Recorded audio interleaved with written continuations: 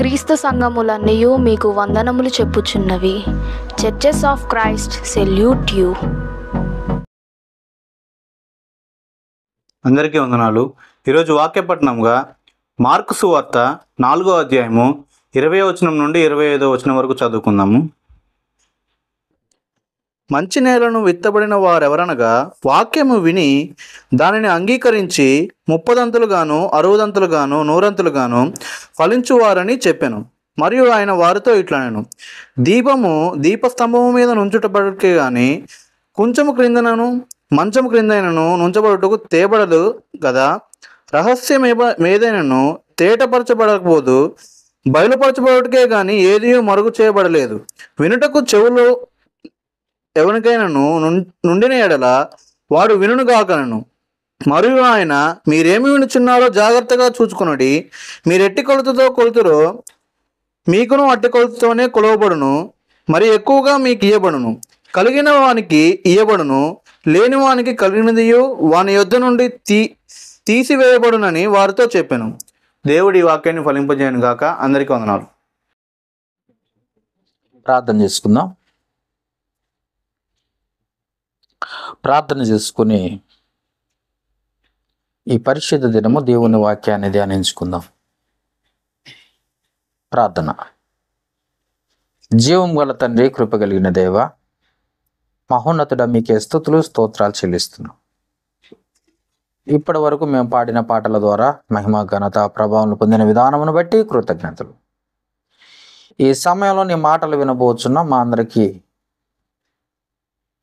లోక జ్ఞానం కంటే నీ జ్ఞానం గొప్పది కనుక నీ జ్ఞానమును జాగ్రత్త కలిగి వినున్నట్లుగా మా అందరికీ వినగలిగిన చెవిని, గ్రహించగలిగిన మంచి మనసును, అర్థం చేసుకునే జ్ఞానము దయచేయండి.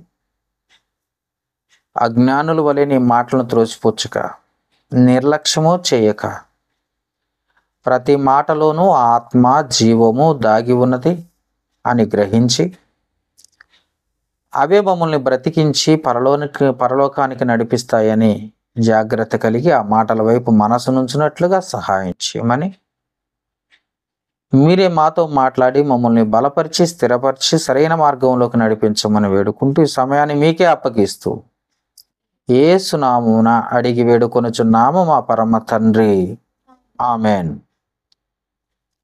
కూడి వచ్చిన దేవుని పిల్లలైన మీ అందరికీ కూడా మన ప్రభువును లోకరక్షకుడు యేసుక్రీస్తు అత్యున్నతమైన నామమును బట్టి మీ అందరికీ కూడా హృదయపూర్వక వందనాలు తెలియజేసుకుంటున్నాను. ఈ సమయాన్ని ఇచ్చిన దేవాది దేవునికి మొదటిగా కృతజ్ఞతాస్తుతులు చెల్లిస్తున్నాం. ఎందుకంటే ప్రతి దినము ప్రతి క్షణము దేవుని కాపుదల్లో మనము బ్రతుకుతున్నామన్న సంగతి జ్ఞాపకం చేసుకోండి. ప్రతి దినము కలుగు ప్రతి ఆపద నుండి తప్పించేది మనుషులు కాదు కానీ దేవుడే అన్న సంగతి జ్ఞాపకం చేసుకోండి. అందుకు మనల్ని ఇప్పటి వరకు ఆయన కాపాడుతున్నందుకు, మనల్ని రక్షిస్తూ పోషించి సంరక్షిస్తున్న ఆ దేవాది దేవునికి మనము రుణస్థులము, వందనస్థులమై ఉన్నాం. కాబట్టి మొదటిగా ఆయనకి కృతజ్ఞతలు తెలియజేసుకుంటూ ఈరోజు ఈ పరిశుద్ధ దినం ఒక మంచి వాక్యాన్ని వినటానికి, పాఠాన్ని వినటానికి మనం ప్రయత్నం చేద్దాం. అంశం ఏంటంటే, నిన్ను నీవే మోసం చేసుకుంటున్నావా? నిన్ను నీవే మోసం చేసుకుంటున్నావా, లేదా నిన్ను నీవే మోసం చేసుకునే అవకాశం ఉందా? ఏదైనా ఒకటే. నిన్ను నీవే మోసం చేసుకుంటున్నావా, లేదా నిన్ను నీవే మోసం చేసుకునే అవకాశం ఉందా? ఈ మాటను లేదా ఈ అంశాన్ని మనము కొద్ది నిమిషాలు దేవుని వాక్యముతో ధ్యానిద్దాం. మొదటిగా, మోసపోయేవారు ఉంటే మోసం చేసేవారు ఉంటారని లోకంలో ఒక సామెత ఉంది. మోసపోయేవారు ఉంటే మోసం చేసేవారు కూడా ఉంటారట. ఇది మనకు తెలుసు. ఎందుకంటే చాలామంది మోసపోతూ ఉంటారు. చిన్న విషయాల్లోనూ పెద్ద విషయాల్లోనూ చెప్పుడు మాటలు, మాయ మాటలు, కల్తీ వస్తువులు, బట్టలు, లాటరీ టికెట్లు ద్వారా ఇంకా చాలా విషయాల్లో మనుషులు ఏమవుతుంటారంటే మోసపోతూ ఉంటారు. బట్టలు షాపుకి వెళ్ళినా ఇవి చాలా కాస్ట్లీ అండి అని చెప్తాడు. డబ్బులు తీసుకుంటాడు. అవి తీసుకొని వచ్చిన తర్వాత వాటికి కలర్ పోవటమో లేకపోతే పాడైపోవటమో జరుగుతూ ఉంటుంది. అదంతా అయిన తర్వాత మనం ఏమవుతుందంటే మనం మోసపోయాం అని అర్థమైంది. లేదా ఒక కల్తీ వస్తువుని తీసుకున్నాం అనుకో, ఇది బ్రాండెడ్ అంటాడు, కానీ తీరా అది దాన్ని ఓపెన్ చేసి చూసి మనం ఇంటి దగ్గరికి వచ్చిన తర్వాత చూసినప్పుడు అది కల్తీ వస్తువు అన్న సంగతి మనకు అర్థమైనప్పుడు మనం మోసపోయాం అని అనుకుంటాం. ఇంకా మాయ మాటలు అంటారు, చెప్పుడు మాటలు. అవి చెప్పినప్పుడు కూడా నిజము కాని మాటల్ని నమ్ముతూ ఉంటారు. చాలా ఇది కరెక్ట్ కదా అని అనేటట్టుగా మాట్లాడతారు. మాట్లాడినప్పుడు ఏమవుతుందంటే ఇది నిజమే అని వాళ్ళు నమ్మేసి చివరికి వచ్చేసరికి వారు ఇబ్బందులు పాలు అయినప్పుడు తెలిసిపోతుంది ఏంటంటే, అయ్యో ఆ మాటలు నేను నమ్మకపోయినట్లయితే బాగుండేదే, నేను ఇప్పుడు మోసపోయాను అని చాలామంది, అది క్రైస్తవుల్లో కానీ హైందవుల్లో కానీ అనేకులు మోసం చేసేవాళ్ళుగా ఉన్నారు, మోసపోయేవారిగా కూడా ఉన్నారు. ఇంకా కొత్తగా ఇంకా మనం లోకంలో హైందవ సోదరుల నుండి కొంతమంది బాబాలు వచ్చారు. అలాగనే క్రైస్తవుల్లో కూడా కొంతమంది అబద్ధ బోధకులు వచ్చారు. వీరు కూడా ఏం చేస్తారంటే దోచుకోవటానికి, ధనం కొరకు, వాళ్ళు గొప్ప పేరు సంపాదించుకోవటం కొరకు మనుషుల్ని ఏం చేస్తారంటే మాయ చేస్తూ ఉంటారు, మాట్లాడుతూ ఉంటారు అలాంటి మోసపు మాటలు. అలాంటి మాటలు మాట్లాడుతున్నప్పుడు ఆ అబద్ధపు బోధలు బోధిస్తున్నప్పుడు ఆటోమేటిక్గా ఆ బోధలకు ఆకర్షితులైపోయి మరి పాడైపోయేవారిగా ఉన్నారు, అంటే మోసపోయేవారిగా కూడా ఉన్నారు. ఇంకా చదువుకుంటున్న కాలేజీ యవ్వనస్తుల గురించి మనం ఆలోచించినప్పుడు అబ్బాయిలు అమ్మాయిలు కూడా, అబ్బాయిల వల్ల అమ్మాయిలు మోసపోయేవారు ఉన్నారు, అమ్మాయిల వల్ల అబ్బాయిలు మోసపోయేవారు ఉన్నారు. మనం చూస్తూ ఉంటాం, మోసపోతూ ఉంటారు. మనం అలాంటి వారందరినీ మనం చూసినప్పుడు ఏం జరుగుద్దంటే జాలి చూపిస్తూ ఉంటారు చాలామంది. మనం కూడా ఏం చేస్తామంటే జాలి, అయ్యో పాపం అని జాలి చూపిస్తూ ఉంటాం. విచిత్రమైన సంఘటన ఏంటంటే మనము మనం మోసపోతున్నామన్న సంగతి కూడా తెలియకుండా మోసపోతూ ఉంటారు ఈ సందర్భంలో. కొరింథీయులకు రాసిన మొదటి పత్రికలో ఒక మాట ఉంది, చూద్దాం ఒకసారి, చూసి వాక్యంలోకి వెళ్దాం. కొరింథీయులకు రాసిన మొదటి పత్రిక 3వ అధ్యాయము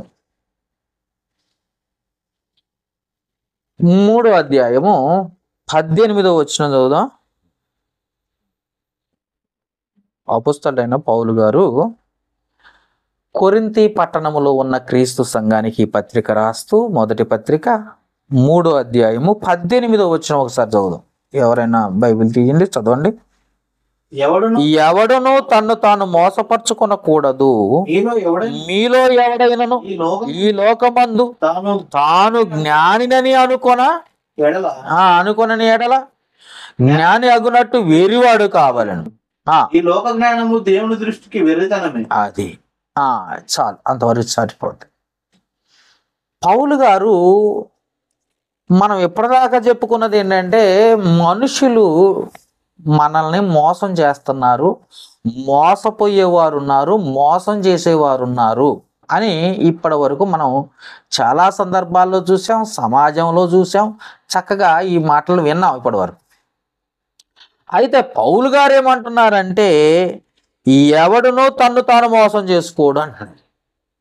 అంటే ఎవడికి వాడే మోసం చేసుకునే వాళ్ళు ఉన్నారా? ఇది పెద్ద డౌటు. లోకంలో ఎదుటి వారిని మోసం చేసే వాళ్ళని ఉన్నారు, చూస్తున్నాం. కానీ తన్ను తాను మోసం చేసుకున్నాను, నీకు నీవే మోసం చేసుకోవటం, నాకు నేనే మోసం చేసుకోవటం అనేది అసలు ఉంటుందా, ఉండదా? అది మనం ఆలోచించాలి. నిన్ను నీవే నన్ను నేనే మోసం చేసుకుంటామా?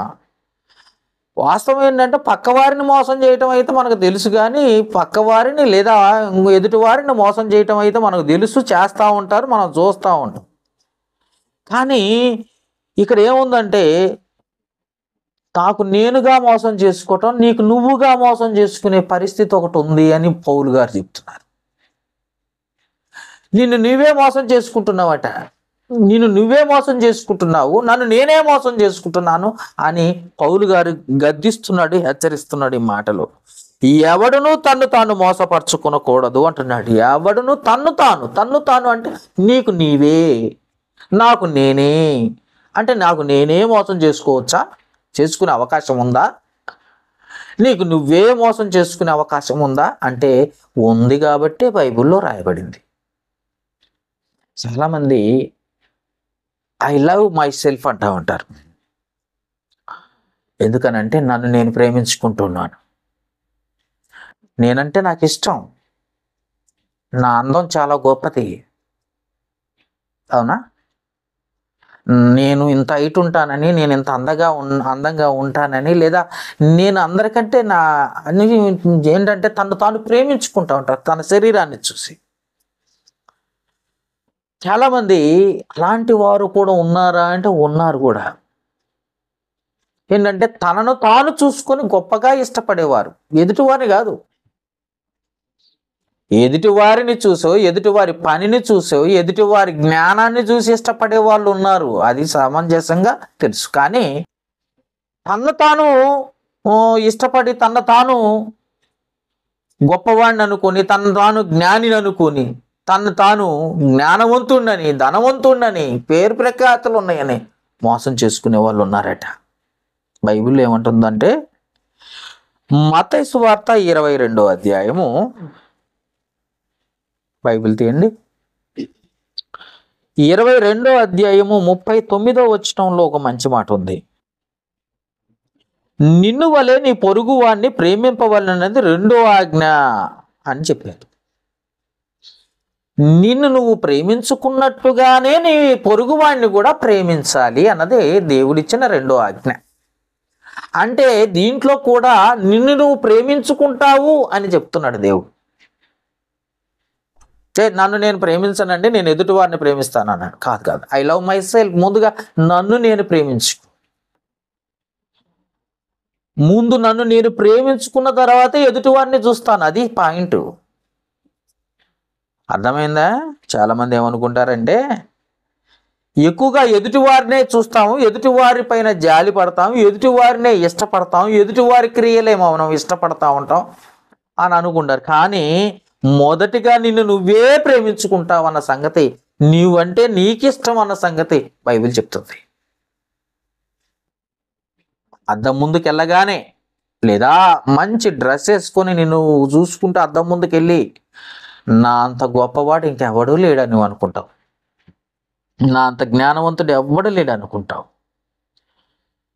ఆ ఆలోచనలో మనకు ఏమవుతుందంటే నన్ను నేను ప్రేమించుకుంటున్నానా అన్నది గుర్తు రాకుండా చేసేస్తుంది అనమాట.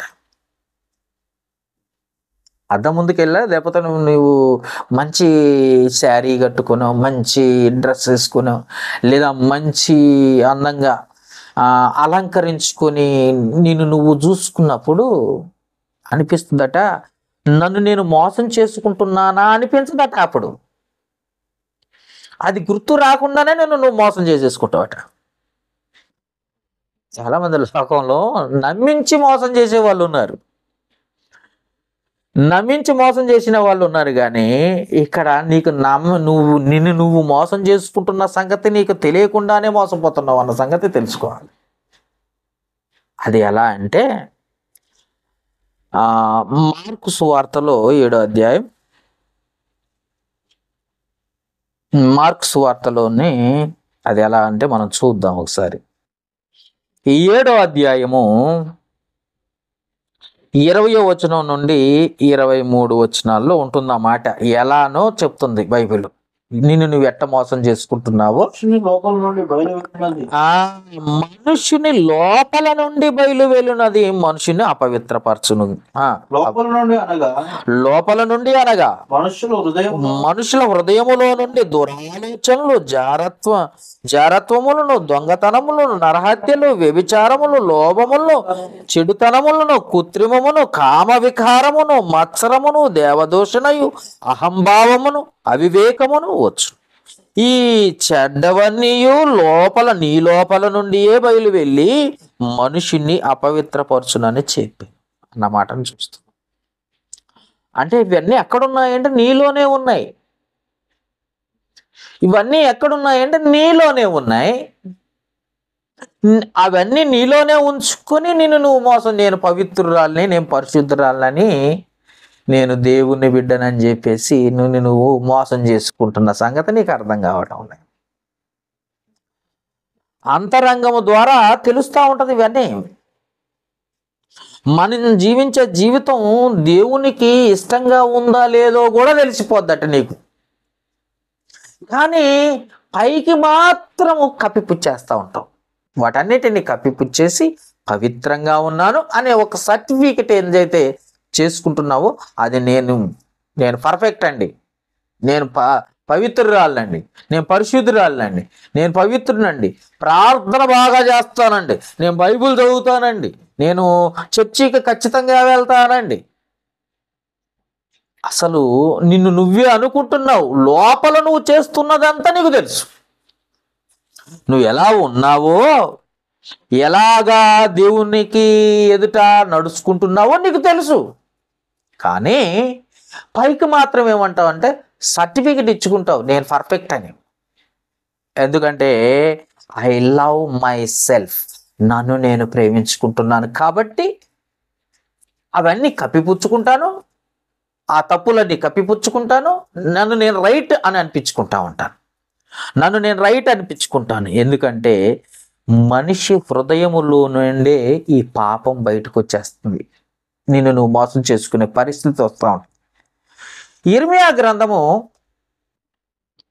17వ అధ్యాయము చూడండి ఒకసారి. ఇర్మియా గ్రంథం 17వ అధ్యాయం 9, 10 వచనాల్లో ఉంటుంది అన్నమాట.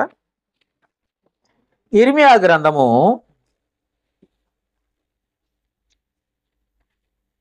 బైబిల్ ఉన్నవారు తీయండి, జాగ్రత్తగా తీయండి.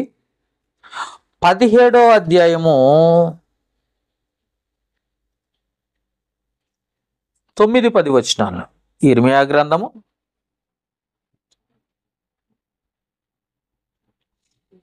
17వ అధ్యాయము 9, 10 వచనాలు. హృదయము అన్నిటికంటే జస్ట్ 1, 2, 3 అయితే కాదు,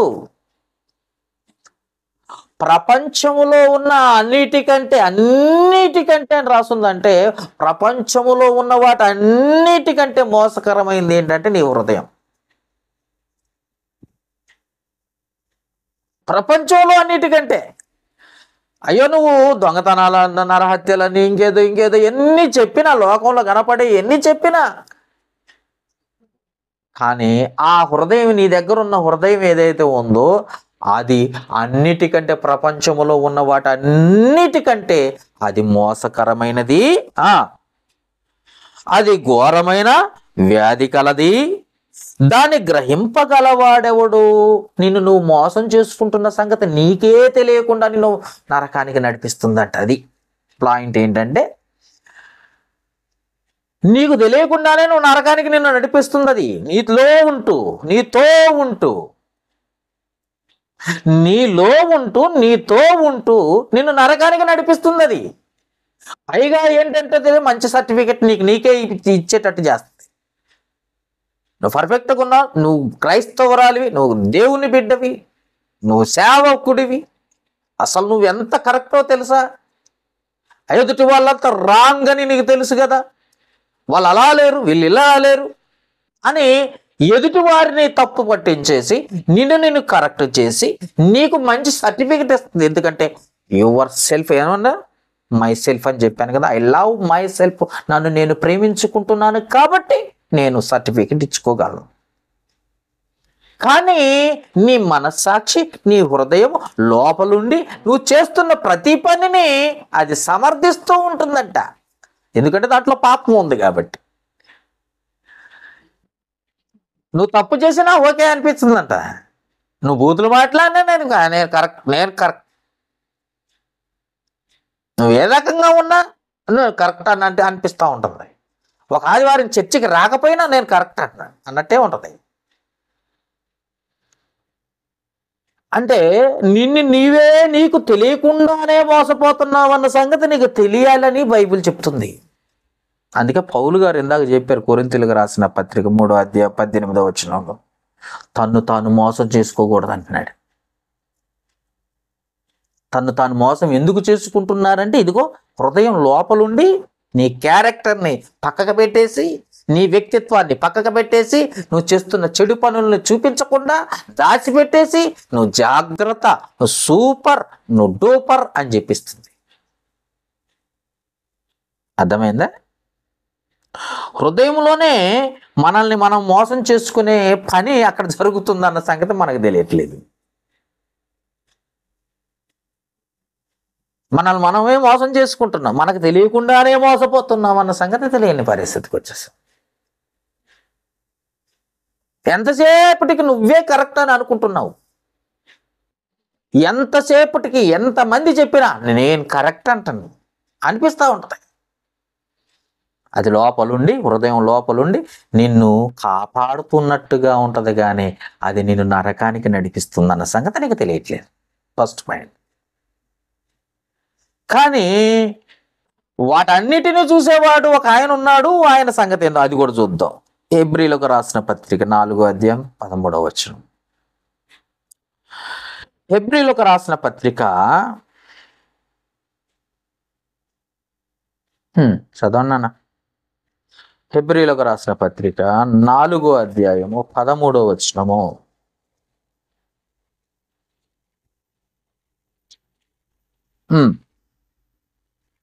మరియు ఆయన వృత్తికి కనబడిన స్పష్టము ఏది లేదు, ఏదీ లేదు.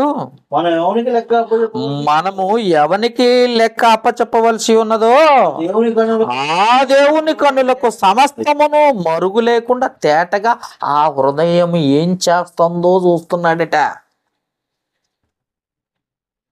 నిన్ను నువ్వు ఎలా మోసం చేసుకుంటున్నావో చూస్తున్నాడట. అది సంగతి. నీ క్లారిటీ లేదనమాట. క్రైస్తవ్యంలోనే ఉన్నావు, కానీ క్లారిటీ లేని క్రైస్తవ్యంలో ఉన్నావు. అది సంగతి. దేవుని బిడ్డని అంటున్నావు, కానీ ఎంతవరకు దేవుని బిడ్డవో దేవుడు చూస్తున్నాడు. అది అర్థమైందా? నీకే నీకు కొన్ని విషయాల్లో నువ్వు కరెక్ట్ అని అనుకుంటున్నావు, కానీ అన్నిటినీ పరిశీలించేవాడు దేవుడు కదా. దేవుడు ఏం పరిశీలిస్తున్నాడు? సామెతల గ్రంథములో చూద్దాం ఒకసారి. సామెతల గ్రంథం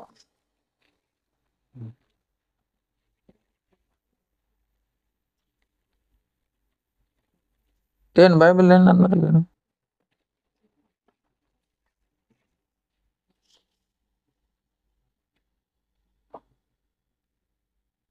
16వ అధ్యాయం 2వ వచనం.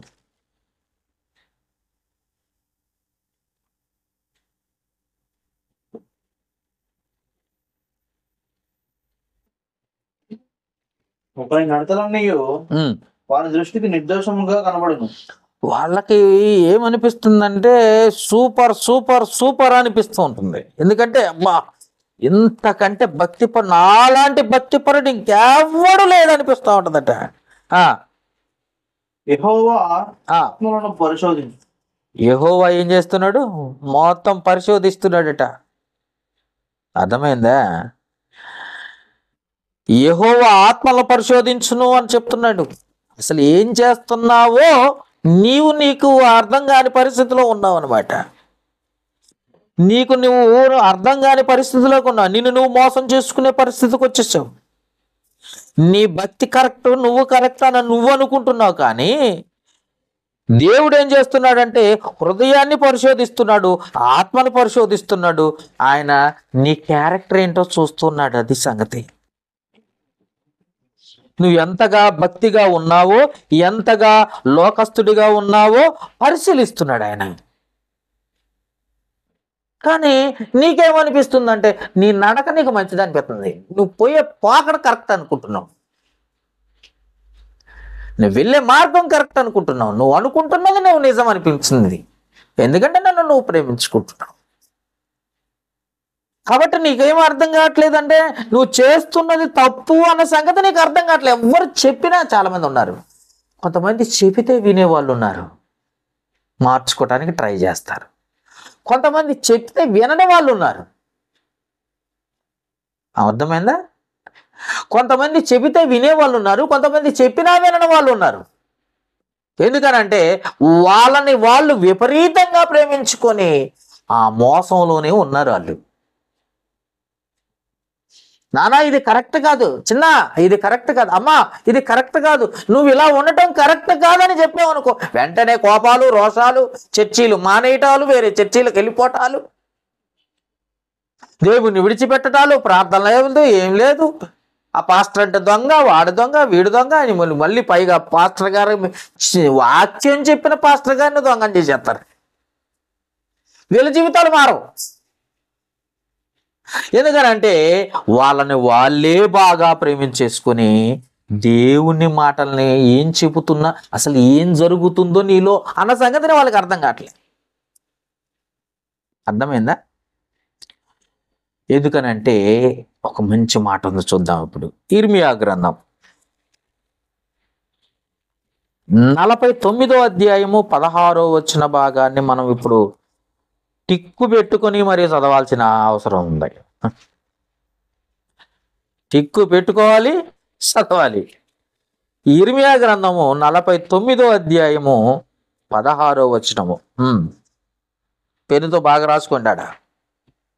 భీకరుడు కొండ సందులలో నివసించువాడా, పర్వత శిఖరమును స్వాధీనపరుచుకున్నవాడా, నీ హృదయ గర్వము నిన్ను మోసం చేస్తుందన్న సంగతి నీకు తెలియట్లేదు. అది నీ హృదయ గర్వము, నీ హృదయం యొక్క గర్వం ఏమవుతుందో తెలుసా? నిన్ను మోసపూచాను. టిక్కు పెట్టుకోండి. నీ హృదయంలో ఉన్న గర్వమే నిన్ను మోసం చేస్తుంది. ఇంకెవడో వచ్చి నేను కొట్టి చంపట్లే,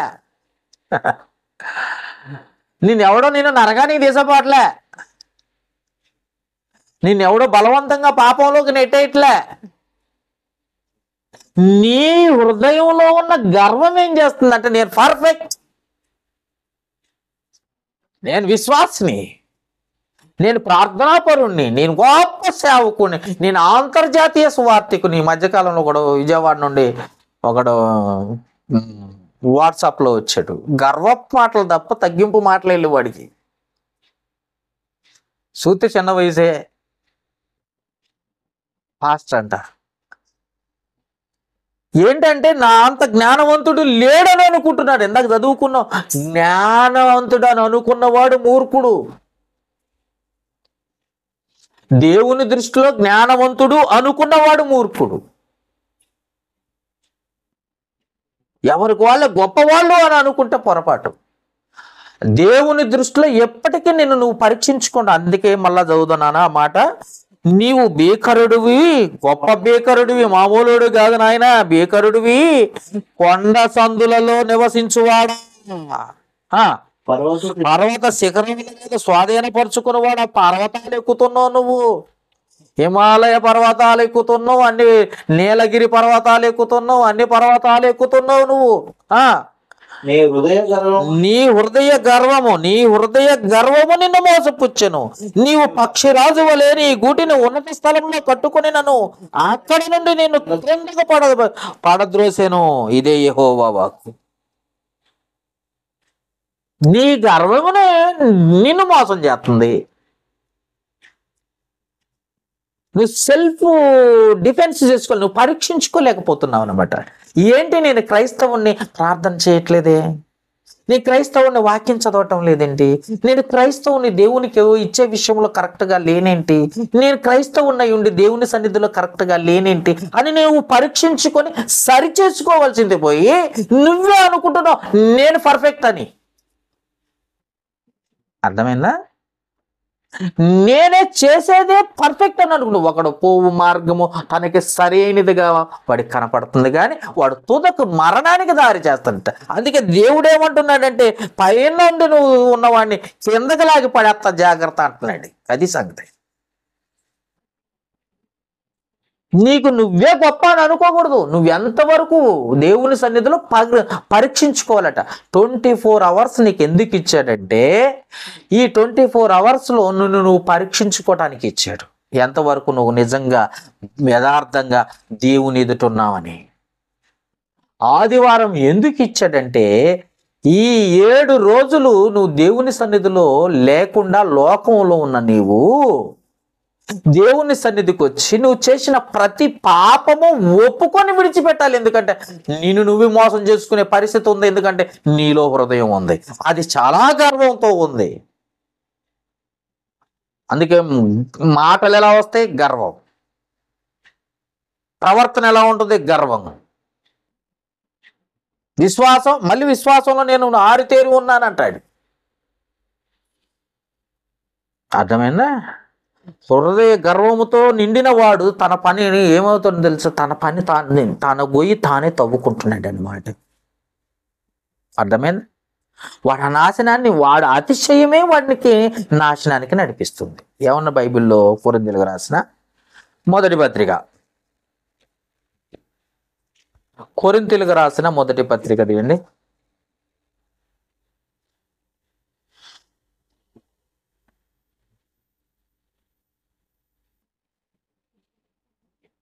మొదటి పత్రిక 1వ అధ్యాయం 31వ వచనం, లాస్ట్ వచనం.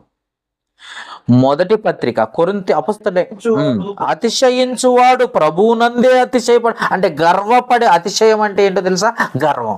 గర్వపడువాడు ప్రభువునందే గర్వపడవలెను అని వ్రాయబడినది నెరవేరునట్లు దేవుని మూలముగా ఆయన మనకు జ్ఞానమును, నీతియు, పరిశుద్ధత, విమోచన అనుగ్రహించాడు అన్నమాట. నువ్వేమి చెయ్యాలన్నా దేవుణ్ణి ఎదుట పెట్టుకొని నిన్ను నువ్వు పరీక్షించుకుంటూ ముందుకు పోవాలా. ఎక్కడ నీ హృదయం గర్వంతో నిండి ఉంటుందో, ఎక్కడ నేనే కరెక్ట్ అని అనిపిస్తుందో అక్కడ నువ్వు తగ్గించుకోవాలా, అక్కడ నువ్వు దేవుణ్ణి వెతకాల. చాలా మందికి లేదండి. పెద్ద పెద్ద పెద్ద పెద్ద పాస్టర్లు ఉన్నారు. ఎంత గర్వం అంటే, అమ్మో, వాళ్ళే మోసం చేసుకుంటున్నారు. ఎవరు మోసం చేయట్లే, వాళ్ళే నరకానికి నడిపించుకుంటున్నారు. చాలా మంది విశ్వాసులు కూడా దేవునికి ఇచ్చే విషయంలో కూడా నీ జీతం ఎంతో, నీకు ఎంత వస్తున్నాయో, నీవు ఎంత ఇవ్వాలో నీకు తెలుసు. కానీ నువ్వు మోసం చేస్తున్నావు దేవుణ్ణి, నువ్వు మోసం చేసుకుంటున్నావు. ఇవాళ ఆదివారం అని తెలుసు, దేవుని సన్నిధిలో ఉండాలని తెలుసు, కానీ చర్చికి రా. ఏంటంటే నువ్వు మోసం చేసుకుంటున్నావు. పైగా బంధువులు వచ్చారు, చుట్టాలు వచ్చారు, ఆ పని ఉందని, ఈ పని ఉందని చాలా చెప్తావు. ఎందుకంటే నువ్వే కరెక్ట్ అని నీ హృదయం అలా చెప్పిస్తుంది. అంతే, నీ చాలా పర్ఫెక్ట్ అని చెప్తుంది. నువ్వు చెయ్యాల్సిన పని చేయట్లేదు కాబట్టి నువ్వు పడిపోతున్నావు. అర్థమైందా? సౌలు రాజు గారు, సౌలు మీకు తెలుసో లేదో, బైబిల్లో యోధా రాజ్యము, ఇశ్రాయేలీల రాజ్యము, 2 రాజ్యాలు ఉన్నాయి. జాగ్రత్తగా వినాలి. యోధా రాజ్యము, ఇశ్రాయేలీల రాజ్యము, 2 రాజ్యాలు ఉన్నాయి. ఒక రాజ్యానికేమో 2 గోత్రాలు, ఒక రాజ్యానికేమో 10 గోత్రాలు, మొత్తం 12 గోత్రాలను దేవుడు విభజించేసాడట. విభజించక ముందు దేవుడు మొట్టమొదటి రాజుగా నియమించబడ్డవాడు సౌలు గారు దేవుని చేత. గాడిదలు కాసుకునే సౌలు గారిని తీసుకొచ్చి ఇశ్రాయేలీల మీద రాజుగా నియమించాడట దేవుడు, తన భక్తిని చూసి.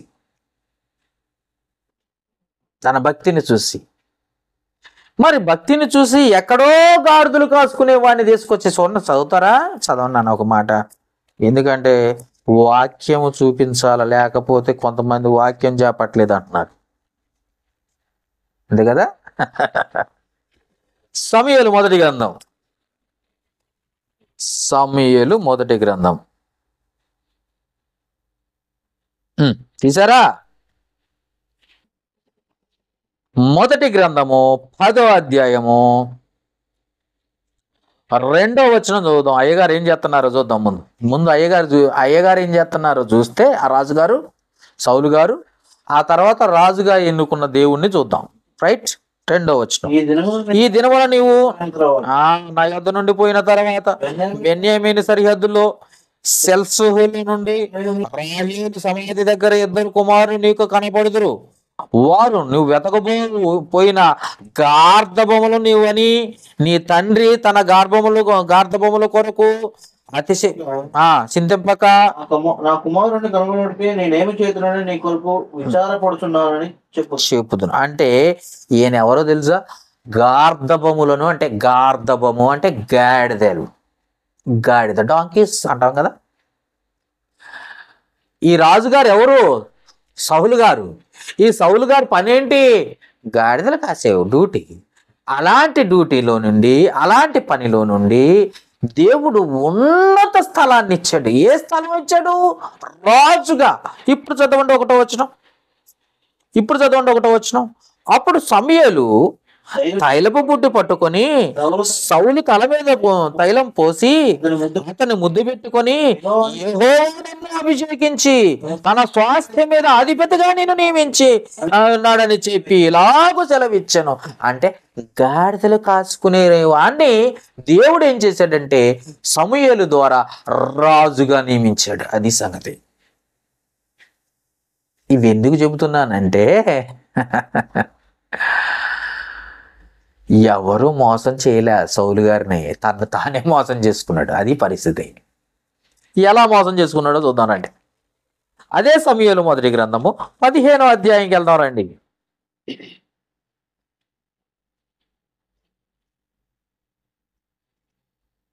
ఒకటి నుండి 3 వచనాలు ఉన్నాయి. చక్క చదవాలి. మీరు ఎలాంటి చదువుతారో చూద్దాం. సౌలు గారికి రాజుగా అభిషేకించిన దేవుడు, గొప్ప దేవుడు ఆయన అభిషేకించి ఇశ్రాయేలీల మీద మొదటి సంయుక్త రాజుల్లో మొదటి వాడినిగా దేవుడు నియమించుకుని ఆశీర్వదిస్తే దేవుడు ఒక ఆజ్ఞ ఇచ్చాడట. ఆ ఆజ్ఞ ఏం చేసిండో చూద్దాం ఇప్పుడు. ఒకానొక దినమున సమూయేలు మొదటి గ్రంథము 15వ అధ్యాయము 1 ఒకనొక దినమున సమూయేలు సౌలును పిలిచి యెహోవా ఇశ్రాయేలీయులకు ఈ జనులకు నిన్ను రాజుగా అభిషేకించుటకే నన్ను పంపాను. యెహోవా మాట వినుము. సైన్యములకు అధిపతియగు యెహోవా సెలవిచ్చినదేమనగా అమాలేకీయులు ఇశ్రాయేలులకు చేసిన నాకు జ్ఞాపకం ఉంది.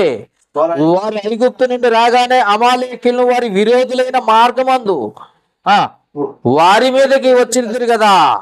కాబట్టి నువ్వు పోయి కనికరింపక అమాలేకీయులను హతము చేయుచు పురుషులనేమి, స్త్రీలనేమి, బాలులనేమి, పసిపిల్లలనేమి, ఎద్దులనేమి, గొర్రెలనేమి, ఒంటెలనేమి, గార్ధబొమ్మలనేమి అన్నిటినీ హతము చేసి వారికి కలిగినదంతయో బొత్తిగా పాడు చేసి అమాలేకీయులను నిర్మూలన చేయమని చెప్పాను. అది సంగతి. దేవుడు ఈ మాట చెప్పాడు. ఎవరికి చెప్పాడు? రాజుగారికి చెప్పాడు. రాజుగారు ఎవరు? సౌలు గారు. ఎవరితో చెప్పారు? సమూయేలు అనే ప్రవక్త ద్వారా చెప్పించాడు. నేను ఎన్నుకున్నదే కారణం దేవునికి మహిమకరంగా నిన్ను చూపించాలి, నువ్వు జీవించాలి. నిన్ను నిలవబెట్టుకున్నది అందుకేనయ్యా సౌలు అని అంటే, సౌలు గారు ఏం చేశారో కూడా మరి చదువుదామా? సౌలు గారు ఏం చేశారో చూద్దాం. అదే అధ్యాయము 15వ వచనం చదువుదాం. 14వ వచనం. అందుకు సౌలు అమాలేకుల యుద్ధ నుండి 14వ వచనం అదే అధ్యాయం. సమూయేలు అలాగైతే గొర్రెల అరుపులను ఎట్లను ఏంటంట మొత్తం నిర్మూలన చేయమంటే సౌలు గారు మంచి కొవ్విని అన్ని తీసుకొచ్చి దాచిపెట్టిండట. మీకు అర్థమైందా? దేవుడు ఏం చెయ్యమన్నాడో అది చెయ్యకోకుండా తన సొంత నిర్ణయం అనమాట. తన హృదయములో ఉన్నది ఏంటంటే నేను చేసేది కరెక్టే, దేవుడు చెప్పాడులే కానీ నేను చేసేది మాత్రం సూపర్, నేను చేసేదే కరెక్ట్ అనుకొని అన్నిటినీ నిర్మూలన చేయమని దేవుడు చెప్తే వాటిలో కొన్నిటిని తీసుకొచ్చి, కొవ్విని వాటిని తీసుకొచ్చి ఏం చేశాడంటే దాచిపెట్టుకున్నాడట అయ్యగారు. అర్థమైందా? దాచిపెట్టుకున్నాడట. అందుకే సమూయేలు మళ్ళీ పంపించాడట దేవుడు. సమూయేలు అలాగైతే నాకు వినపడుచున్న గొర్రెలు అరుపులు ఎడ్ల రంకెలు ఎక్కడివి అని అడిగాను. అందుకు సౌలు అమాలేకీయుల యొద్ద నుండి జనులు వాటిని తీసుకొని వచ్చిరి, నీ దేవుడైన యెహోవాకు బలులర్పించుటకు జనులు గొర్రెలను ఎడ్లను కొన్ని మంచి వాటిని ఉండనిచ్చిరి, మిగిలిన వాటిని నేను నిర్మూలన చేసా, కొన్ని దాచి కొన్ని చంపేసిన అన్నాడు. ఎవరు చెప్పారు నీకు? కొన్ని దాచిపెట్టుకో, కొన్ని చంపేయమని ఎవరు చెప్పారు? మొత్తం నిర్మూలన చేయమన్నాడుగా దేవుడు. 15వ అధ్యాయంలో 1వ వచనం నుండి 3 వచనాల వరకు మొత్తాన్ని చంపేయమని ఆయన చెబితే ఎవరు చెప్పలేదు, సొంత నిర్ణయం తీసేసుకున్నాడు. ఎవరు చెప్పకుండానే సొంత నిర్ణయం తీసుకుని ఏమనుకున్నాడో తెలుసా? కొన్నిటిని దేవునికి మహిమకరంగా ఉంచుదాం అనుకున్నాడట. అసలు దేవుడే చెప్పాడు మొత్తం తీసేయమని, కానీ నీ మనస్సులో ఏమనిపించిందో తెలుసా? నేను చేసేది కరెక్ట్, నేను అనుకున్నదే కరెక్ట్, నేను చేసేది కరెక్ట్. నిన్ను నువ్వే మోసం చేసుకుని రాజుగా ఉండవలసిన వాడు ఎక్కడున్నాడో తెలుసా? చివరికి రోడ్డు మీదకి వచ్చినట్టుగా బైబిల్ ఆ వచనాలు చదువుతుంటే రిఫరెన్స్ అవసరం లేదు, ఆ అధ్యాయం చదువుతుంటే మీకు అర్థమవుద్ది. నువ్వు సౌలుగా రాజుగా ఉండటానికి నీకు అర్హత లేదనేసి. ఎక్కడ? 23వ వచనం చదవండి. 23వ వచనం. తిరుగుబాటు చేయుట సోదె చెప్పుట అని పాపంతో సమానం, మూర్ఖతను అగపరచుట మాయా గృహ దేవతలను పూజించుట సమానము. యెహోవా ఆజ్ఞను నీవు విసర్జించదు గనుక నీవు రాజుగా ఉండకుండా ఆయన నిన్ను విసర్జించేసాడు. అది సంగతి.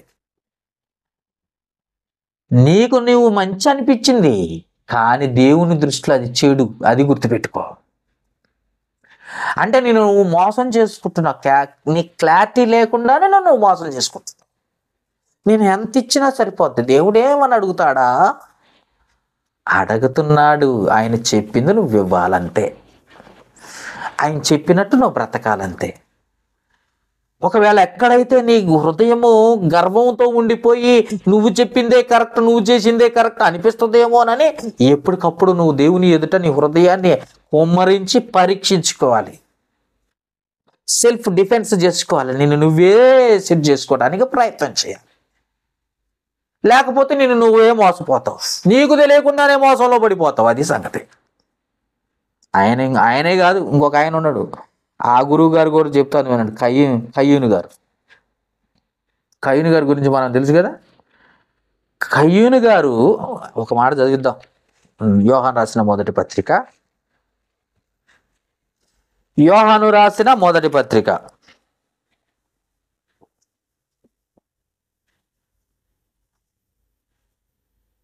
3వ అధ్యాయం 12వ వచనం.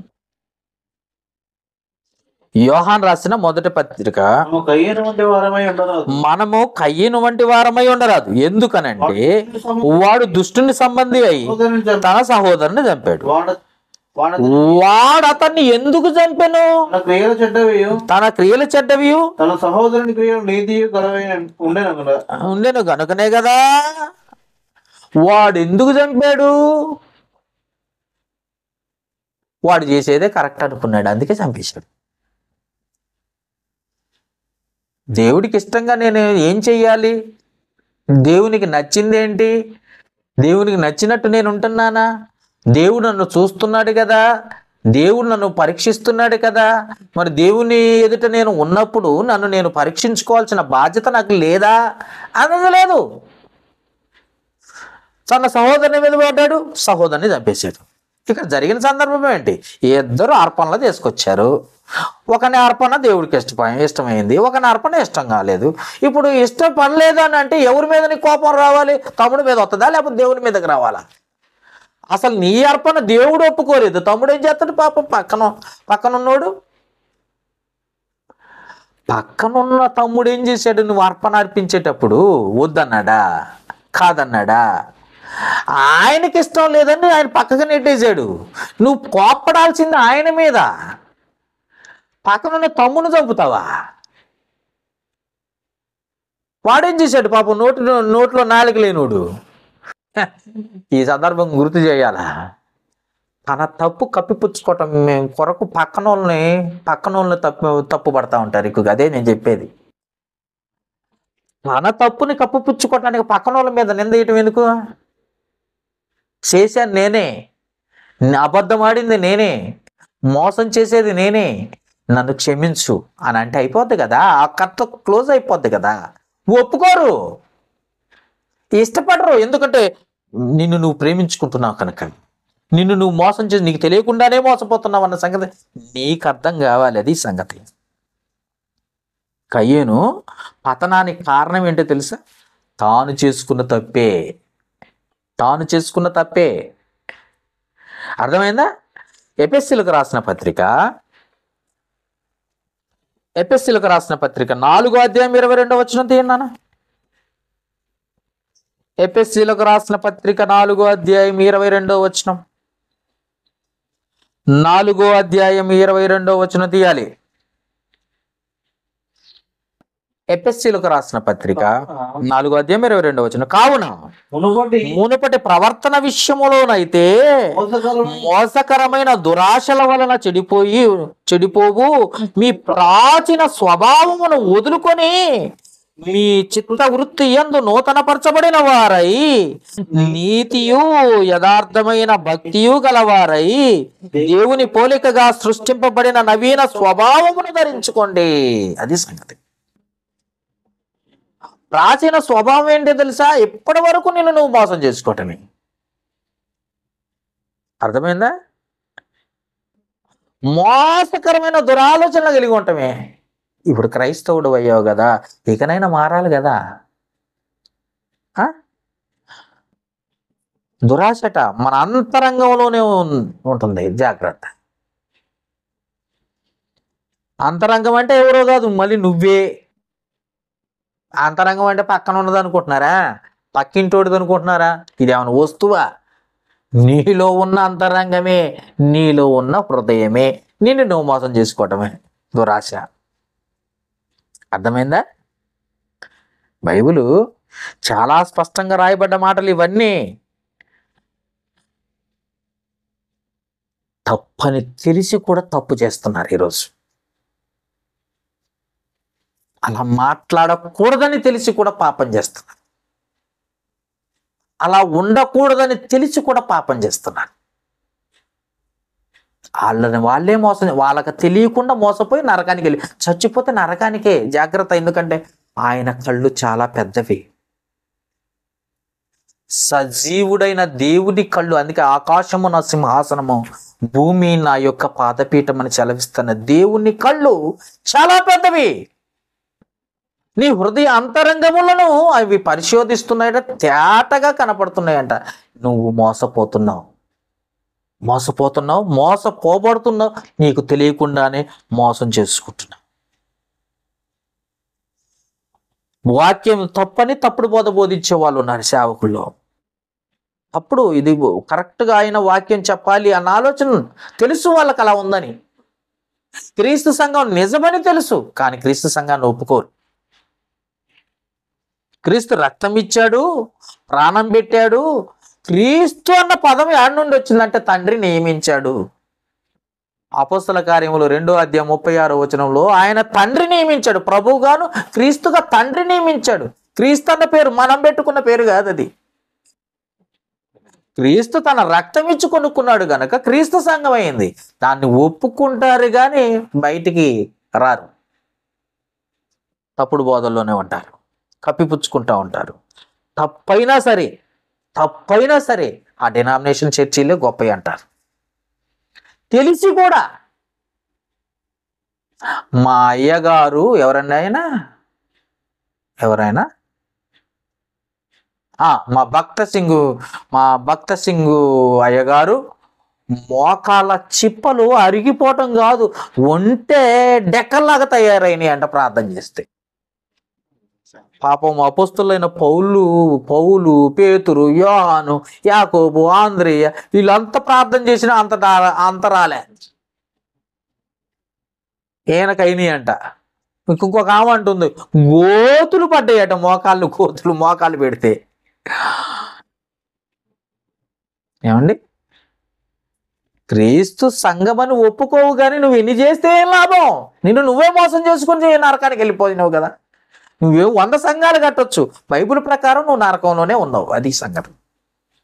బ్రదర్ హోసన్న గారు, ఇది ఈయన కూడా కొన్ని చాలా చర్చీలు ఉన్నాయి, ఈయన కూడా కట్టాడు. కానీ క్రీస్తు సంఘం ఆయనది సంఘం అని ఒప్పుకోరు. అలా మోసపోయేవాళ్ళు బైబిల్ మిషన్ వాళ్ళు ఉన్నారు, బాప్టిస్ట్ వాళ్ళు ఉన్నారు, సిఎస్ఐ అట, కల్వరి టెంపుల్ అయ్యగారు ఉన్నారు, సతీష్ అయ్య గారు. కల్వరి అంటే గల్గోత అపాలమనబడిన స్థలం. టెంపుల్ దేవాలయము అంటే పుర్రె టెంపుల్, పుర్రె దేవాలయం అట అయింది. చాలా మంది లక్షలు పోతున్నారండి వాళ్ళు చెప్పేది పిచ్చి మాటలకి. నిజం వినరు, ఒప్పుకోరు. ఎందుకనంటే నిజము అది తప్పని తెలిసినా అక్కడికే పోవాలి, అంతే. అక్కడ ఫిక్స్ అయిపోయారన్నమాట. ఎందుకంటే తమను తాము మోసం చేసుకుంటున్నాడు. తమను తాము మోసం చేసుకుంటున్నప్పుడు మనం ఏం చేస్తామేక? దేవుడు నరకానికి నడిపించేది. అందుకే జాగ్రత్త, పరిశీలించు. కొరింథీయులకు రాసిన 2వ పత్రిక 2వ అధ్యాయం 17వ వచనం. కొరింథీయులకు రాసిన 2వ పత్రిక 2వ అధ్యాయం 17వ వచనం.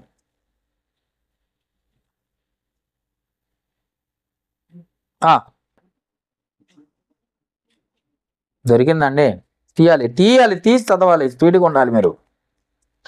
కొరింథీయులకు రాసిన 2వ పత్రిక, అపోస్తలుడైన పౌలు కొరింథీ పట్టణంలో ఉన్న క్రీస్తు సంఘానికి రాసిన 2వ పత్రిక 2వ అధ్యాయం 17వ వచనం. మేము పౌలుగా అక్కడ చెప్తున్న వాళ్ళు ఎవరో తెలుసు, పౌలు గారు శిష్యులు చెప్తున్నారట, మేము దేవుని వాక్యమును కలిపి చెరిపెడు అనేకుల వలె ఉండక, అంటే కలిపి చెరిపే వాళ్ళు ఎక్కువ అయిపోయారు. నువ్వు తెల్ల బట్టలే కట్టుకొని చర్చికి రావాలా, తెల్ల వస్త్రాలు అన్నది దేవుడు, కాబట్టి తెల్ల వస్త్రాలే కట్టుకొని చర్చికి రావాలా. మల్లె పూలు పెట్టుకోకూడదు, తాలిబొట్టు అసలు నీకు ఉండకూడదు, బెట్టలు అసలు ఉండకూడదు, గాజులు అసలు ఉండకూడదు. ఒకటి చర్చి బోధ, ఇంకోటి చర్చి బోధ ఏంటో తెలుసా? ఆత్మలు వచ్చి అప్పటికప్పుడు వెళ్ళిపోతాయి. ఈడు పర్మిషన్ అనమాట. ఈడు అపాయింట్మెంట్ ఇస్తాడు, అప్పుడు కూర్చొని ప్రార్థన చేయొచ్చి అపాయింట్మెంట్ ఇవ్వగానే ఆత్మ వచ్చింది, కాసేపు ఎగురుద్ది, వెళ్ళిపోతాడు. అంటే పరిశుద్ధ ఆత్మ ఈడి చెప్పు చేతల్లో ఉందన్నమాట, పాస్టర్ గారు చెప్పు చేతల్లో. ఇంకొకడు ఉన్నాడు, వాడు మాట్లాడే భాష వాడికే తెలియదు, మళ్ళీ పైగా అది దేవదూతల భాష అంటున్నాడు. అరే బాబు, దేవదూతల భాష ఏంటో ఇంతవరకు ఎవడికి తెలియదు. దేవదూతలు మాట్లాడినా, దేవుడు మాట్లాడినా అది ఇంగ్లీషోడికి ఇంగ్లీష్ అర్థం అవుద్ది, తమిళమోడికి తమిళం అర్థం అవుద్ది, కన్నడమోడికి కన్నడ భాష అర్థం అవుద్ది, తెలుగోడికి తెలుగు అర్థం అవుద్ది. ఒక్కటే భాష మాట్లాడతారు కానీ అన్ని భాషల్లో అర్థం అవుద్ది. అది దేవదూతల భాష అంటే. నీ భాష నీకే కాదు, నీ ఎదుటి కూర్చున్న వాడికే తెలియదు, నువ్వు బరబర జరజర అంటే. ఇలా మోసం చేస్తున్నారు. అందుకే కలిపి చెరిపెడు అనేకులు ఉన్నారు. ఆ కాలంలోనే 2000 సంవత్సరాల క్రితమే కలిపి చెరిపెడు అనేకుల వలె ఉండక, నిష్కాపాఠ్యము గలవారమును దేవుని వలన నియమింపబడిన వారమునై ఉండి క్రీస్తునందు దేవుని ఎదుట బోధించుతున్నాము. దేవుని ఎదుట బోధిస్తున్నాం. ఎక్కడ తప్పు చెబుతామో, ఎక్కడ పొరపాటు జరిగిద్దో, ఎక్కడ నోరు తిరక్క ఏదైనా అబద్ధం మాట్లాడతామేమోనని దేవుని ఎదుట మేము ఉన్నట్టుగా బోధిస్తున్నాం. ఎంత భయము, ఎంత భక్తి వాళ్ళకి. ఈరోజు ఒకడేమో వాక్యం బిర్యానీ లాగుందంటాడు, ఒకడు అట్టికాయ లాగుందంటాడు, ఏమండి, ఒకడు పెరుగన్నం లాగా ఉందంట. అన్న నీకు భోజనం తప్ప వాక్యము ఆ పాలతోనూ తేనెతోటో దేవుడు పోలిస్తే, ముత్యములతో పోలిస్తే వీడు భోజనాలతో పోలుతుండే. ఎందుకంటే వీడు కడుపుకు దోసులు కాబట్టి. అందుకే మోసపోతున్నారు వీళ్ళంతా. కలిపి చెరిపెడి బోధలు ఎక్కువైపోయినాయి లోకంలో.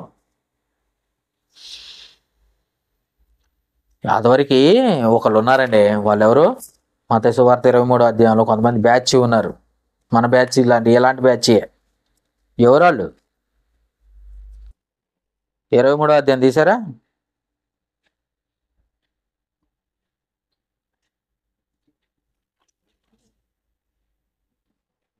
మత్తయి సువార్త 23వ అధ్యాయం ఈ 13, 14. అయ్యో వేషాదారులైన శాస్త్రులారా, పరిచయులారా, మీరు మనుషుల ఎదుట పరలోక రాజ్యమును మూయుదురు, మీరందులో ప్రవేశింపరు, ప్రవేశించు వారిని ప్రవేశింపనీరు. మీరు వెళ్ళరు, వెళ్ళే వారిని వెళ్ళనివ్వరు. మీరు ఒప్పుకోరు, క్రీస్తు సంఘం అని ఒప్పుకోరు, ఒప్పుకునే వాళ్ళని అసలు నమ్మనీరు. మోసగాళ్ళు ఎక్కువైపోయారు. అర్థమైందా?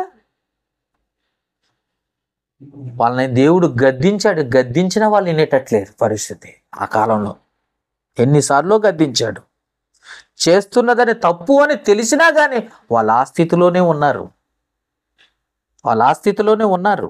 అందుకే మనిషిని మనిషి మోసం చేయటం లేదు, మనిషే మోసం చేసుకుంటున్నాడు, తన తానే మోసం చేసుకుంటాడు. ఇస్కరియోతు యోధా చేసినది చూసినట్లయితే తప్పని తెలుసుకున్నాడు. తప్పు అని తెలుసు ఆల్రెడీ. మత్తయి సువార్త 23వ అధ్యాయం 13, 14. 13, 14 చదువుదాం. మత్తయి సువార్త 23వ అధ్యాయం 13, 14 కింద చూసావా? అదే మత్తయి సువార్తలో 26వ అధ్యాయం 21వ వచనం చూద్దాం. 26వ అధ్యాయం 21వ వచనం. వారు భోజనము చేయుచుండగా, దొరికిందా మీకు? మత్తయి సువార్త 26వ అధ్యాయం 21వ వచనం, యోధా గారి గురించి. వారు భోజనము చేయుచుండగా ఆయన, మీలో ఒకడు నన్ను అప్పగించునని మీతో వచ్చి నిత్యముగా చెప్పుచున్నానని. అర్థమైందా? మీలో ఒకడు వచ్చి నన్ను అప్పగిస్తాడని ముందుగానే చెప్పేసాడట. మనసులో ఉన్న ఇస్కరియోతు యోధా మనసులో ఉన్న దాన్ని మన ప్రభు అయిన యేసుక్రీస్తు బహిర్గతం చేసి పడేశాడు. మీలో ఒకడు నన్ను అప్పగిస్తాడనండి. అప్పుడైనా బుద్ధి తెచ్చుకోవాలిగా, నేనే తప్పు చేస్తున్నానని, నేనే మోసపోతున్నానని, నేనే పరలోక రాజ్యాన్ని బాగొట్టుకుంటున్నానని, నా ఉద్యోగం వేరే ఒకడికి ఇవ్వబడుతుందన్న సంగతి తెలుసుకోవాలి కదా. తెలుసుకోలేదండి. ఎప్పుడుకు తెలుసుకున్నాడో తెలుసా? చూడండి ఒకసారి. అదే మత్తయి సువార్త 27వ అధ్యాయము 3వ వచనం నుండి చదివితే, అప్పుడు ఆయన అప్పగించిన యోధ ఆయనకు శిక్ష విధింపబడగా చూసి పశ్చాత్తాపడి ఆ 30 వెండి నాణ్యములు ప్రధాన యాజకుల యొద్దకు, పెద్దల యొద్దకును మరలా తెచ్చి, నేను నిరపరాధి రక్తమును అప్పగించి పాపము చేసితనని ఒప్పుకొని ఎడుతున్నాడట. ముందు నీకు తెలుసు కదా, నువ్వు అప్పుడే నేను పాపం చేస్తున్నానన్న సంగతి నీకు తెలుసు కదా, నేను మోసం పోతున్నానన్న సంగతి నీకు తెలుసు కదా, అయ్యో నేను ఇలా చెయ్యకూడదన్న సంగతి నీకు తెలుసు కదా. తెలిసి కూడా నువ్వు మోసపోతున్నావంటే, తెలిసి కూడా నువ్వు పడిపోయావంటే, తెలిసి కూడా పాపంలో ఉన్నావంటే అర్థం ఏంటో తెలుసా? నువ్వే మోసం చేసుకుంటున్నావు. అది సంగతి. నువ్వే మోసపోతున్నావు. చివరికి కయ్యూని చేసినా నరకానికి వెళ్ళిపోయాడు. ఇప్పుడు ఇస్కరియోతు యోధా చేసింది నరకానికి. అర్థమైందా? ఎవరు చేశారో వాళ్ళు ఉన్నత పదవి. సౌలు రాజు చేసుకున్నా తాను మోసం చేసుకున్నాడు కనుక చివరికి అతను కూడా రాజ్యాధికారం నుండి కిందకి వెళ్ళిపోయినాడు. ఇవన్నీ ఎందుకు చెప్తున్నానంటే, ఎవడో వచ్చి మోసం చేయటం లే, నీ హృదయము నిన్ను మోసం చేస్తాంటే నీకు తెలియకుండానే పాపంలో పడిపోతున్నావు. సంఘము సేవకుని పోషించాలి. బైబిల్ ఏమంటుందంటే సంఘము సేవకుని పోషించాలి. కానీ సంఘము సేవకునికి ఇవ్వటానికి ఇష్టపడదు. ఎందుకంటే ఆ బాధ్యత తెలుసు. అది తెలిసి కూడా చాలామంది సంఘ సభ్యులు ఇచ్చే పరిస్థితి లేదు. చూడండి, ఆ మాట కూడా మళ్ళీ చదువుదాం. ఈ మాట లేని మాట ఉన్నట్టుగా చెబుతున్నారు అయ్య గారు అంటారు. తిమోతికి రాసిన మొదటి పత్రిక 5వ అధ్యాయం 18వ వచనం, 17-18 వచనం. బాగుగా పాలన చేయు పెద్దలను విశేషముగా వాక్యమందు ఉపదేశమందును ప్రయాసపడు వారిని రెట్టింపు సన్మానమునకు పాత్రులుగా ఎంచవలెను. 18వ వచనం. ఇందును నూర్చెడి ఎద్దు మూతికి చిక్కము వేయవద్దు అని లేఖనము చెప్పుచున్నది. మరియు పనివాడు జీతమునకు పాత్రుడు అని చెప్పి. పోషించే బాధ్యత సంఘాందే. కానీ సంఘం పోషించకుండా సరైన తిండి లేకుండా ఉన్న సేవకులు చాలామంది ఉన్నారు. తెలిసే చేస్తున్నారా? తెలిసే చేస్తున్నారు. దేవునికి ఇష్టంగా బ్రతుకుతున్నాం అనుకుంటున్నారు, కానీ దేవుని ఇష్టం ఏంటో తెలుసుకోలేని పరిస్థితికి వచ్చేసారు. దేవునికి ఇవ్వాలి అన్న సంగతి, దేవుని అసలు రాబో దినాలు దేవునివి అన్న సంగతి కూడా మర్చిపోయారు. ఇంకా కొత్తగా వచ్చిన వాళ్ళు ఉన్నారండి. వీళ్ళు ఎట్ట మోసం చేసుకుంటున్నారో చూద్దాం. యాకోబు రాసిన పత్రిక 1వ అధ్యాయం, 1వ అధ్యాయం 21, 22 వచనాలు చదువుదాం. యాకోబు రాసిన పత్రిక 1వ అధ్యాయం చూసారా,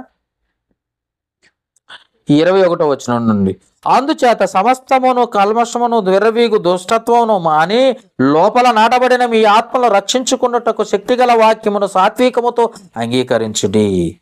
మీరు వినువారు మాత్రమై ఉండి మిమ్మల్ని మోసపుచ్చుకొనకుండా వాక్య ప్రకారము ప్రవర్తించు వారినయ్యుండు. ఎవడైనను వాక్యము వినువాడై ఉండి దాని ప్రకారం ప్రవర్తింపిన వాడైతే వాడు అద్దములో తన సహజ ముఖమును చూసుకొని మనుషుడి పోలి ఉన్నాడు అన్న మాటను చూస్తున్నాయి ఇక్కడ. అంటే వాక్యం విని వాక్య ప్రకారం నడుచుకొని వాడు కూడా తను మోసం చేసుకున్న వాడితో సమానమాట. అది సంగతి. ఇది స్పిరిచువల్ లైఫ్. ఇది అర్థమైందా? ఈ స్పిరిచువల్ లైఫ్ కావాల్సిన మెడిసిన్ ఏంటంటే వాక్యం, వర్డ్ ఆఫ్ గాడ్. ఆ వాక్యాన్ని కూడా నువ్వు విని విడిచిపెట్టేస్తున్నావు అంటే ఆ వాక్యము నిన్ను బ్రతికించేది, బాధల్లో నెమ్మది కలిగించేది, పైగా నిన్ను పరలోకానికి నడిపించే వాక్యము. అది దాంట్లో జీవమున్నదన్న సంగతి ఎవరన్నారు అన్నమాట? యోహాను సువార్త 5వ అధ్యాయం 39వ వచనములో యేసు ప్రభు వారే చెప్తున్నారు. చూడండి ఒకసారి, 5వ అధ్యాయం 39వ వచనం, యోహాను సువార్త 5వ అధ్యాయం 39. లేఖనముల యందు మీకు నిత్య జీవము కలదని తలంచుచూ వాటిని పరిశోధిస్తున్నారు, అవే నన్ను గురించి సాక్ష్యం ఇస్తుంది. అందుట్లో లేఖనాలు అంటేనే వాక్యం, పరిశుద్ధ గ్రంథంలో ఉన్న వాక్యం.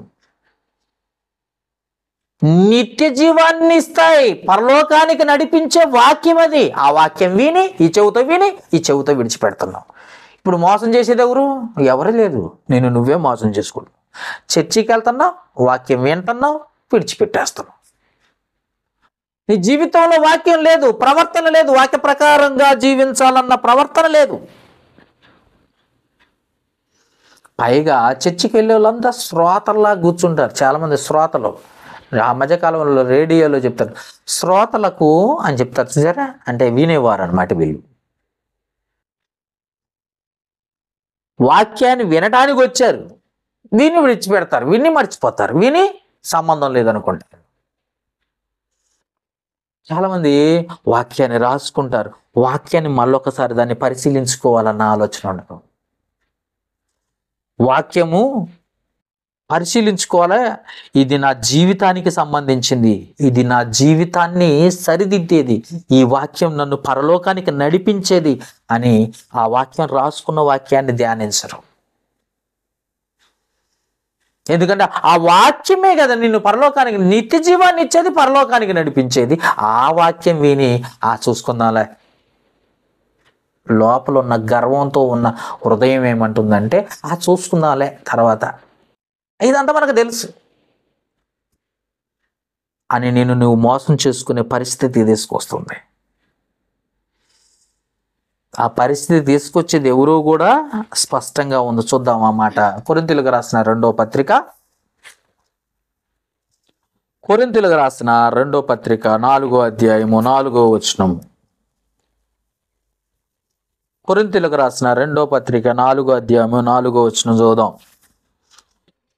దేవుణ్ణి స్వరూపి అయి ఉన్న క్రీస్తు మహిమను కనపరుచు సువార్త ప్రకాశము వారికి ప్రకాశింపకుండు నిమిత్తము ఈ యుగ సంబంధమైన దేవత అవిశ్వాసులైన వారి మనోనేత్రములకు గురుడితనమును కలగజేస్తుందంట.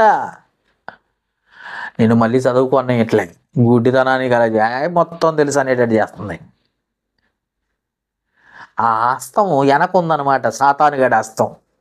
దేని వెనక? అపవాది హస్తము నీ హృదయానికి సపోర్ట్ చేస్తుంది. నువ్వేం చేస్తున్నావంటే ఆ వాక్యాన్ని ఉన్నది ఉన్నట్టుగా విని పాటించాల్సిన నువ్వే పక్కకు నెట్టేస్తున్నావు. నిన్ను నువ్వే మోసం చేసుకుంటున్నావు.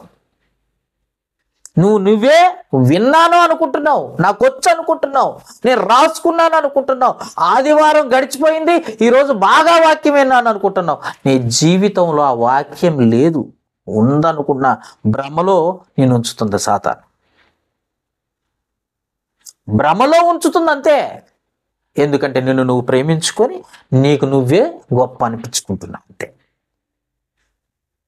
అందుకే నిన్ను నువ్వు మోసం చేసుకుంటున్నావు. జాగ్రత్త. నీకు తెలియకుండానే మోసపోతున్నావు కొన్ని విషయాల్లో, అది సంగతి నీకు తెలియట్లేదు. చివరికి నాకు తెలియదు ప్రభువా, నేను మోసపోయాను ప్రభువా, నన్ను క్షమించు ప్రభువా అంటే కుదరదు. ఎందుకంటే నువ్వు పరీక్షించుకోవాల్సిన సమయం నీకు భూమి మీద ఉండగానే ఇచ్చాడు. ఇశ్రాయేలీలకి భూమి మీద ఉండగానే వారికి ఇచ్చాడట. మారతారు అని ఎంత అయినా కానీ వారు మోసపోయారు. ఎంత చెప్పినా వాళ్ళు వినలేదు. దేవుని మాటలు కాదు, లోక సంబంధమైన మాటలు విని మోసపోయారు. అర్థమైందా? ఎందుకనంటే చిన్న ఉదాహరణ, నీకు జబ్బు ఉంది లేదా నీకు జ్వరం వచ్చింది, నువ్వు డాక్టర్ దగ్గరికి వెళ్ళావు, పరీక్షించాడు, టైఫాయిడ్ లేకపోతే ఆ వైరల్ ఫీవర్ ఏదో ఫీవర్ అని చెప్పేశాడు. ఆయన ఏం చేశాడంటే నీకు ట్యాబ్లెట్లు రాసిచ్చాడు. ట్యాబ్లెట్లు రాసిస్తే నువ్వు చక్కగా మెడికల్ షాప్ కాడికి వెళ్ళావు, ట్యాబ్లెట్లు తెచ్చుకున్నావు, ఇంట్లో పెట్టుకున్నావు, అలాగనే ఉంచుకున్నావు, వాటిని ఉపయోగించుకోవట్లేదు, వేసుకోవట్లేదు.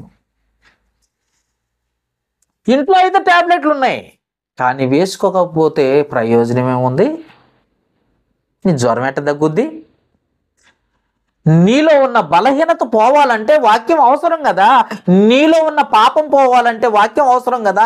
నీలో హృదయ కాఠిన్యమును లేదా గర్వమును పోగొట్టుకోవాలంటే వాక్యం అవసరం కదా. ఆ వాక్యాన్ని హృదయంలో భద్రపరచుకోవాల్సిన నువ్వే పక్కకు నెట్టేసే పరిస్థితికి వచ్చేసావు. అందుకే నువ్వు చాలా జాగ్రత్తగా మోసపోతున్నావు అన్న సంగతి గుర్తుపెట్టుకో. చాలామంది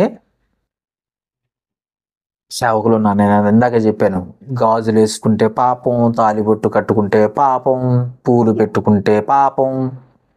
అవునా? ఇంకొకడేమో మొన్న ఈ మధ్యకాలంలో ఇంటి ముందు ముగ్గు చేస్తే పాపం. అవునా? పూలు పెట్టుకుంటే పాపం. ఇవన్నీ దేవుడు, వీళ్ళందరూ ఏమనుకుంటున్నారంటే దేవుడు పై రూపాన్ని చూస్తున్నాడు అనుకుంటున్నారు. కానీ దేవుడు అంతరంగాన్ని చూస్తున్నాడు, హృదయాన్ని చూస్తున్నాడు, హృదయం యొక్క తలంపులను పరిశోధిస్తున్నాడు ఆయన. అందుకే పై రూపాన్ని లక్ష్య పెట్టువాడు కాదు అని చెప్తున్నాడు ఆయన. కానీ ఇంకా నువ్వేం చేస్తున్నావంటే నిన్ను నువ్వే పరీక్షించుకొని సరి చేసుకుంటావో లేకపోతే అలాగనే ఉంటావో చూడు, ఒకసారి ఆలోచించుకో. నువ్వే మోసపోతున్నావు ఇంకా, అది గుర్తుపెట్టుకో. యోబు గ్రంథంలో ఒక మంచి మాట ఉంది, చూద్దాం. యోబు గ్రంథము 7వ అధ్యాయము 9వ వచనం. యోబు గ్రంథము 7వ అధ్యాయము 9వ వచనము. ఇక్కడ ఒక సందర్భం రాసింది, జాగ్రత్తగా చదువుదాం. మేఘము విడిపోయి అదృశ్యమగునట్లు పాతాళమునకు దిగిపోయిన వాడు మరి ఎన్నటికి ఎప్పుడునూ రాడు. మీకు బాగా ఆలోచించు. భూమి మీద ఉండగానే పరీక్షించుకోవాల్సిన అవసరం ఉంది. నువ్వు మోసపోయావా, మోసపోతున్నావా, మోసంలోనే ఉన్నావా, నువ్వు అనుకుంటుంది కరెక్ట్ అని నీకు హృదయం చెబుతుందా, వాక్యం చెబుతున్నట్టు నువ్వు ఉన్నావా లేదా పరీక్షించుకుంటున్నావా? జాగ్రత్త. మేఘము విడిపోయినట్లు అదృశ్యమగినట్లు పాతాళం, ఒక్కసారి చచ్చిపోయావు అనుకో, అసలు ప్రాణం శరీరం నుండి దూరం అయిపోయింది అనుకో, ఇంకా నువ్వు భూమి మీదకి వచ్చి సరి చేసుకోవటానికి కూడా అవకాశం లేదు. 10వ వచనం కూడా చదవండి. అతడు ఇక ఎన్నడూనూ తన ఇంటికి రాడు. బాగా గుర్తుపెట్టి, దెయ్యాలు ఉన్నారన్న వాళ్ళకు కూడా ఇది కూడా ఒక సబ్జెక్టే. అతడు ఎన్నడు పాతాళానికి దిగిపోయిన వాడు ఎన్నడూ తన ఇంటికి రాడు. అతని స్థలము అతన్ని మరలా నెరగదు. అర్థమైందా? భూమి మీద ఉండగానే జాగ్రత్త. మోసపోతున్నావా? నిన్ను నువ్వు మోసం చేసుకుంటున్నావా? వాక్యం విని కూడా వాక్య ప్రకారం జీవించట్లేదా? దేవుడు చెప్పినట్టు నువ్వు ఉండట్లేదా? దేవుడు ఇమ్మన్నట్లుగా నువ్వు ఇవ్వట్లేదా? దేవుణ్ణి లేఖనాలు చెప్పినట్టుగా నువ్వు నడుచుకోవట్లేదా? ప్రవర్తించట్లేదా? మాట్లాడట్లేదా? అయితే నువ్వు మోసం చేసుకుంటున్నావు. పైగా నీ హృదయం నీకేమని సర్టిఫికెట్ ఇస్తుందో తెలుసా? నువ్వు చాలా విశ్వాసివి, మంచి విశ్వాసివి, ప్రార్థనాపరుడివి. ఆ ఎదుటి వారిని చూడు, నీకంటే బలహీనులు వాళ్ళు అని ఎదుటి వారిని చూపించి నిన్ను గొప్పని చేసి నిన్ను మోసం చేస్తుంది. అది సంగతి. ఆ పక్కన వాళ్ళు చూడు, వాళ్ళు అసలు ప్రార్థనే చేయరు. నువ్వు చూడు, చక్కగా బైబిల్ పట్టుకున్నావు, చక్కగా చర్చికి వెళ్తున్నావు అని చెప్పిస్తుంది. కానీ దేవుడు నిన్నే చూస్తున్నాడన్న సంగతి, నీ హృదయాన్ని పరిశీలిస్తున్నాడన్న సంగతి నీకు తెలియకుండా నువ్వు మోసపోతున్నావు అన్న సంగతి గుర్తుపెట్టు. కాబట్టి నీ చేతుల్లోనూ, అందుకే ఏమంటాడంటే జీవమును మరణమును నీ ఎదుటే ఉంచాను అన్నాడు దేవుడు. అన్నమాట జీవము మరణము నీ ఎదుటే ఉంది. ఏది కావాలో నీ ఇష్టం. ఆ మాట చదువుదామా? చదువుదామా? ముగిద్దామా? ద్వితీయోపదేశకాండం ముగిద్చేద్దాం ఈ మాట చదువుకొని. ద్వితీయోపదేశకాండం